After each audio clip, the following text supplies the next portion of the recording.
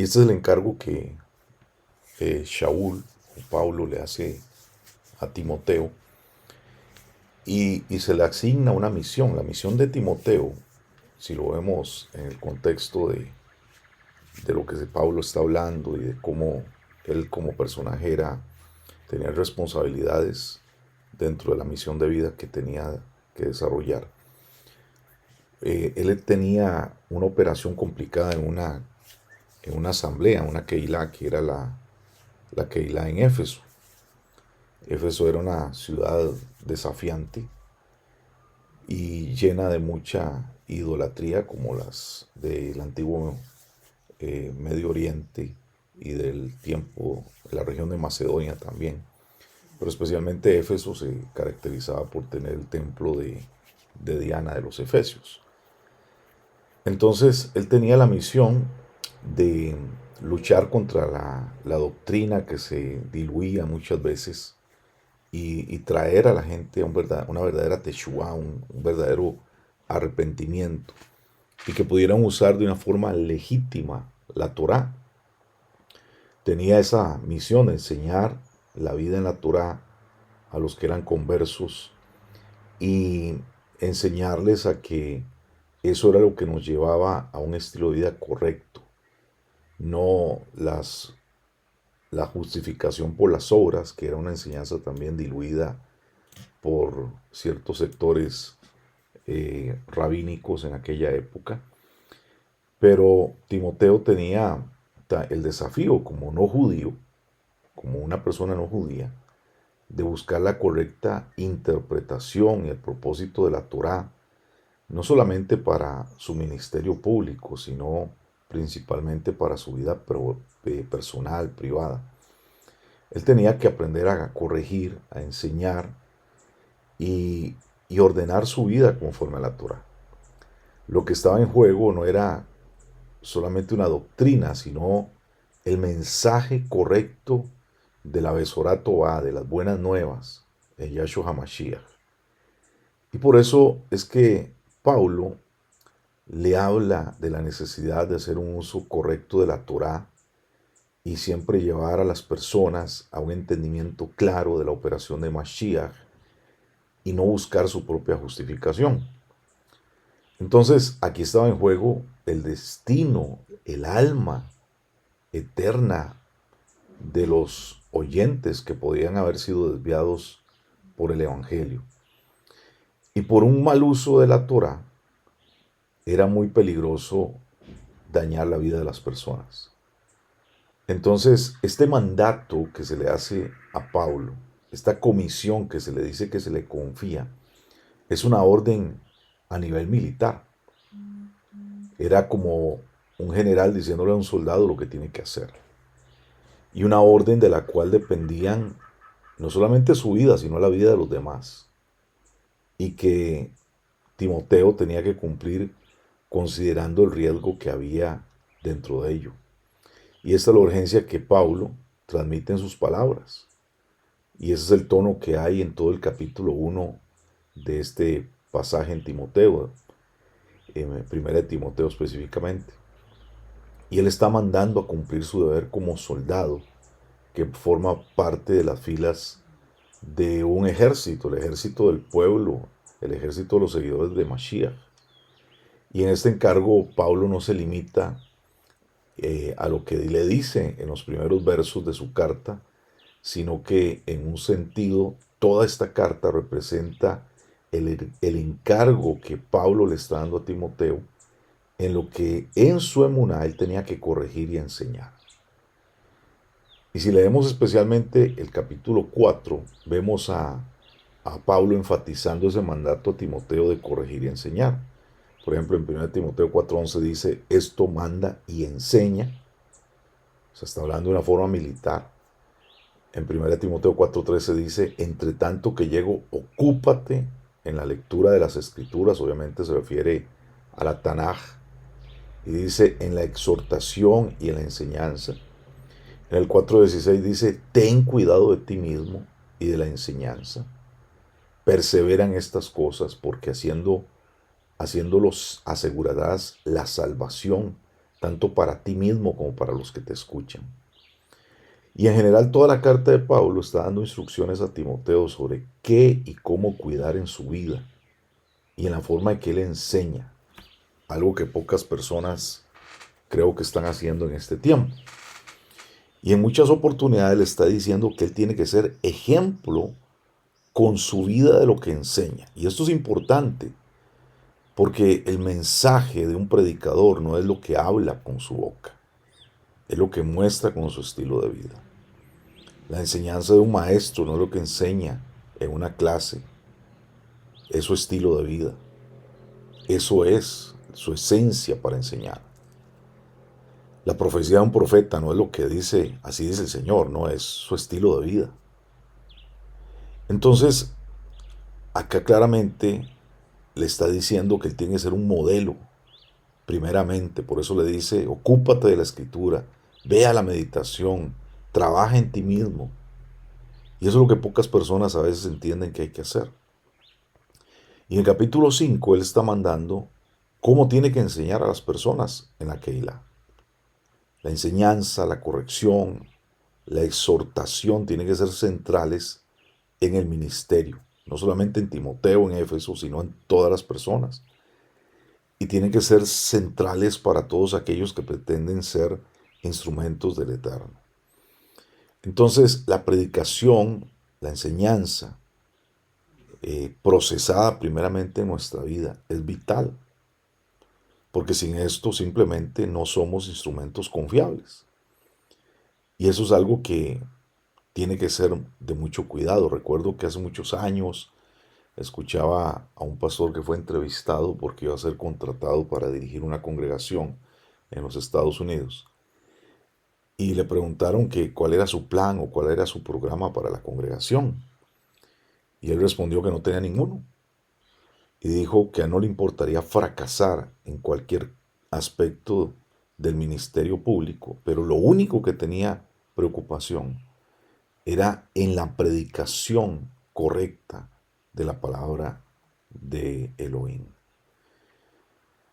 Y lo que él quería decir es la intención de hacerle ver a la congregación que lo único que es indispensable es la correcta enseñanza, la correcta aplicación de los principios bíblicos en nuestra vida. Y eso es lo que Pablo le está diciendo a Timoteo, que esta es su misión como un pastor, como un líder de una congregación, que esta es la misión que tiene todo ministerio alrededor del mundo.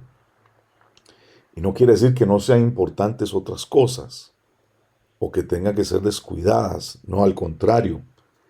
Cuando se habla de prioridades, esto es lo que no se debe descuidar. La enseñanza que primero es procesada en nuestra propia vida. Y de hecho, todo lo demás es un medio para que la enseñanza se haga de una forma correcta.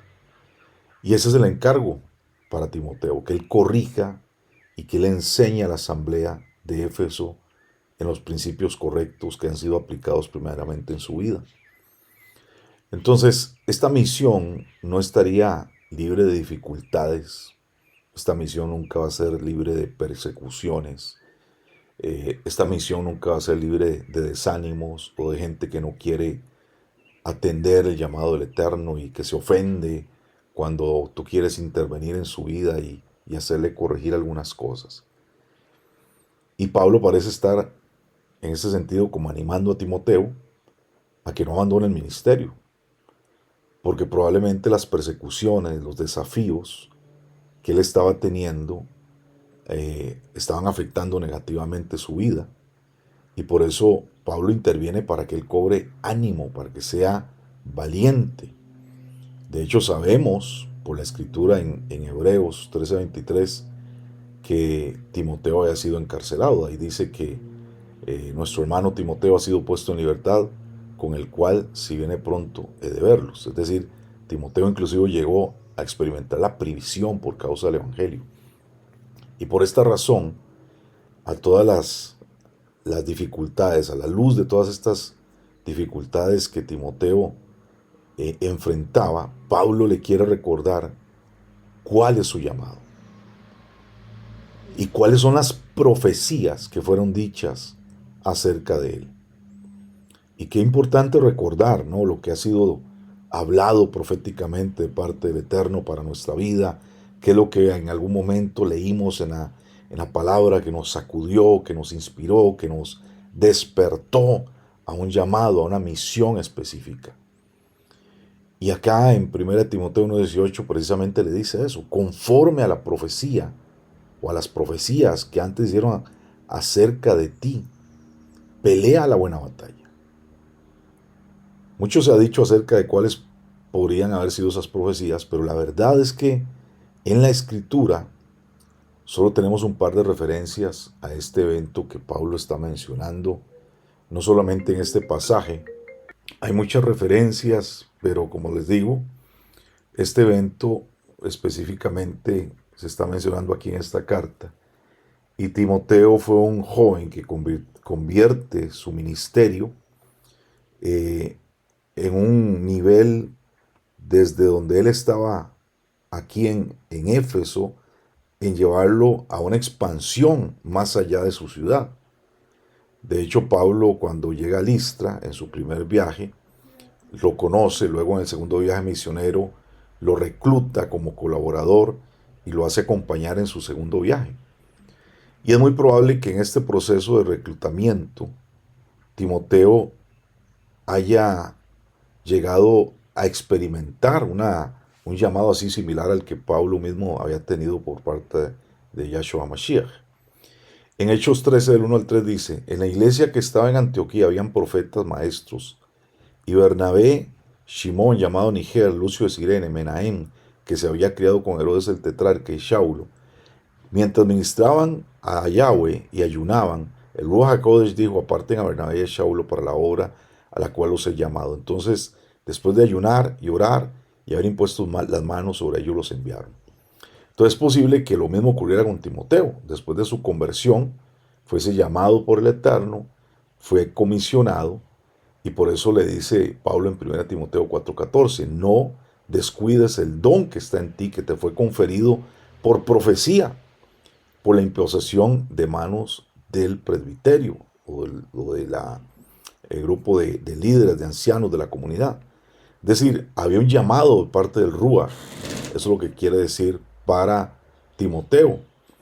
Y esas profecías que Pablo está mencionando son la evidencia de que Timoteo había sido llamado y apartado para la obra del ministerio. Y de hecho el encargo de Pablo a Timoteo era en realidad un cargo de Elohim directamente. Él fue el que lo llamó, él fue el que lo asignó. Entonces Timoteo ha sido convocado por parte de las filas de un ejército superior al romano. Estamos hablando del ejército de Yahshua Mashiach. Y esto es verdaderamente hermoso, porque cuando somos llamados por el Eterno, tenemos un gran honor, tenemos una gran honra, pero no tenemos que descuidar este lugar, porque el enemigo sabe que somos peligrosos, el enemigo sabe que no somos parte de cualquier grupo de personas, somos personas de un alto perfil, de una alta dimensión espiritual, que somos personas que estamos ahí para manifestarnos en un nivel superior. Así que en 1 Timoteo 4:4 se le habla a no descuidar ni el don ni el llamado que él ha recibido para su gloria y el beneficio que tiene para su congregación. Este llamado que ha recibido es por medio de la profecía, de la imposición de manos, que tienen que ser un recordatorio en momentos de dificultad. Recordar el momento de nuestro llamado, recordar el momento en que el Eterno nos habló, recordar en el momento en que fuimos comisionados por Él para hacer su voluntad y responder a su llamado. Más adelante, en su segunda carta, Pablo le vuelve a recordar a Timoteo lo que le dice militarmente en la primera. En el 2:3 dice, sufre penalidades conmigo, como un buen soldado de Yahshua HaMashiach. Entonces él tiene que recordar que formaba parte de un ejército especial, que servía a un rey que era mucho mayor que el emperador romano.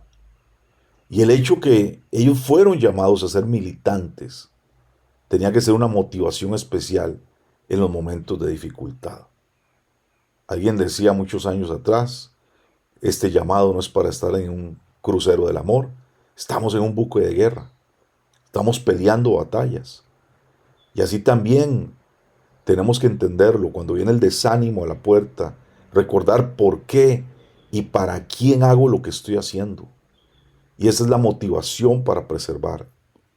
Y así tiene que ser en nuestra vida, y así tiene que ser en las personas que podemos también motivar, que han sido llamados por parte del Eterno.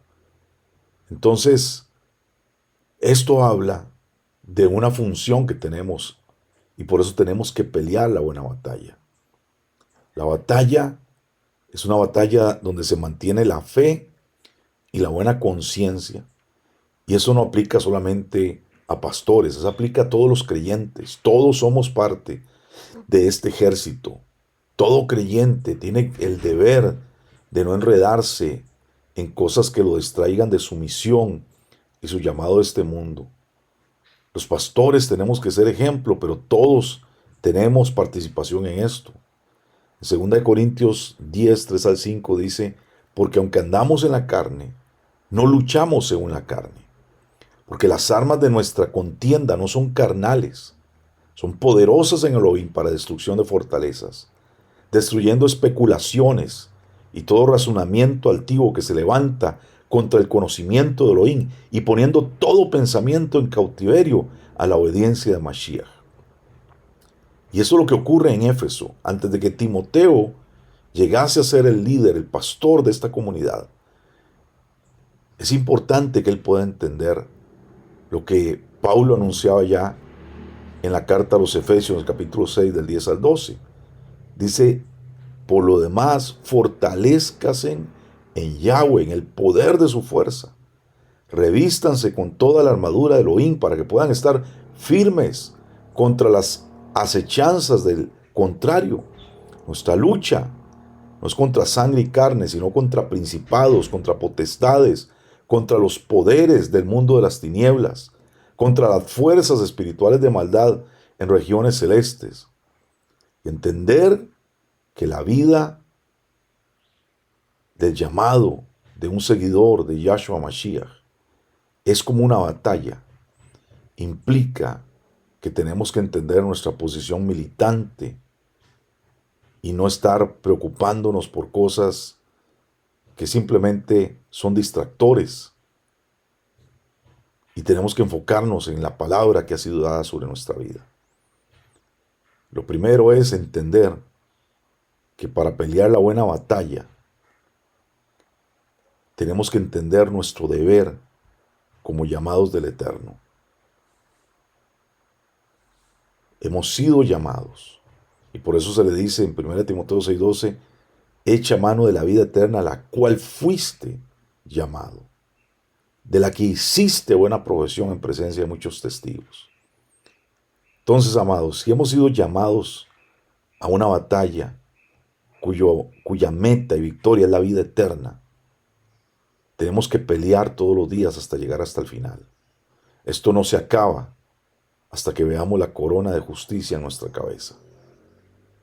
Esto no se acaba hasta que nosotros lleguemos a donde tenemos que llegar.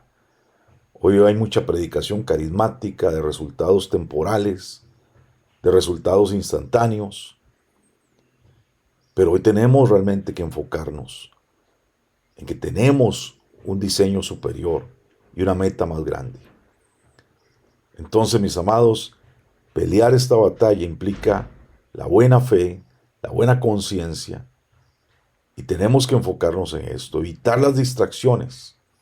2 Timoteo 2:4 dice, el soldado en servicio activo no se enreda en los negocios de la vida diaria, a fin de poder agradar al que lo reclutó como soldado. Esto no quiere decir que no tengamos que hacer cosas cotidianamente, pero no nos enredamos en estas cosas. No nos amarramos con estas cosas, no nos distraemos con estas cosas. Hacemos lo que tenemos que hacer, pero nos enfocamos en nuestra misión. Y si estamos haciendo algo, tenemos que pensar siempre en la misión superior que nosotros tenemos, en que estamos en una batalla. El mundo va a ofrecer cosas que no son malas en sí mismas, pero enredan, desvían de la meta. En Hebreos 12:1 dice, por tanto, puestos nuestra mirada en Mashiach, tenemos que correr con paciencia esta carrera que tenemos por delante. También dice en el 12:4 que todavía en su lucha contra el pecado, ustedes no han resistido hasta el punto de derramar sangre. Entonces el autor de Hebreos utiliza un lenguaje de carrera, de lucha, de pelear, de ir hacia adelante. Es un lenguaje deportista, pero también militar, para describir nuestra vida, de una lucha que llega hasta el final, hasta que se acabe la carrera. Y la mejor forma es quitar el peso que nos agobia, la tentación que nos afecta para dejar de luchar y que nuestra mente y nuestro corazón reconocer que son un terreno que tiene que estar preparado para rendir correctamente delante del Eterno. Que no hayan distracciones, que no haya nada que nos saque de enfoque. Y para esto tenemos que entrenarnos para ir hacia adelante. Tenemos que conocer las armas para la batalla. Y tenemos que entender nuestra posición como hijos del Eterno. Y estas vestiduras que son mencionadas en Efesios capítulo 6, que son los ropajes de nuestra batalla espiritual como un sacerdocio real. Y tenemos que aprender a ser ejemplo. Y esta aplicación va para los que tenemos ya mucho tiempo de servir, que tenemos responsabilidad de modelar correctamente a los que vienen atrás y de ser de bendición a los que nos rodean. Así que tal vez esto pueda servir hoy para alguien que ha estado desanimado, que ha bajado su lucha espiritual, que ha perdido enfoque. Y esto aplica para mí, aplica tal vez para muchos. Y que tenemos que reenfocarnos, elevar nuestra vida y reconocer esa batalla y pelear hasta las últimas consecuencias. Esto no se acaba hasta ver la corona de justicia en nuestra cabeza. Amado Padre, danos la fuerza, el entendimiento y la disposición concreta de seguir siendo esos soldados que tú has llamado para esta batalla, para esta guerra espiritual, para luchar en este tiempo, porque al final no lo hacemos en nuestra fuerza, eres tú el que nos usa, tú eres Yahweh Sebaot, Yahweh de las huestes celestiales, varón de guerra, es tu nombre, y tú vas delante de nosotros como poderoso gigante. Nosotros solamente hemos respondido al llamado que tú nos has hecho. Hemos respondido a la operación espiritual que nos has asignado. Hemos respondido a la imposición de manos que se ha hecho en nuestra vida para activar las capacidades, para activar los diseños. Y esta batalla no es nuestra, es tuya. Tú eres nuestro capitán. Tú eres nuestra guía. Tú eres el que vence por nosotros. Padre, ayúdanos a mantener esa batalla correctamente, no con nuestra fuerza, sino poniendo nuestra inmuná plenamente en ti, llevando los pensamientos cautivos a la obediencia tuya y no permitiendo que los dardos de las tinieblas, del contrario, los tropiezos de esta vida, nos vengan a afectar nunca. Así que, Rey, ponemos nuestra mirada en ti en este día y te agradecemos por el honor que nos has dado de ser llamados a caminar contigo. Amén, amén.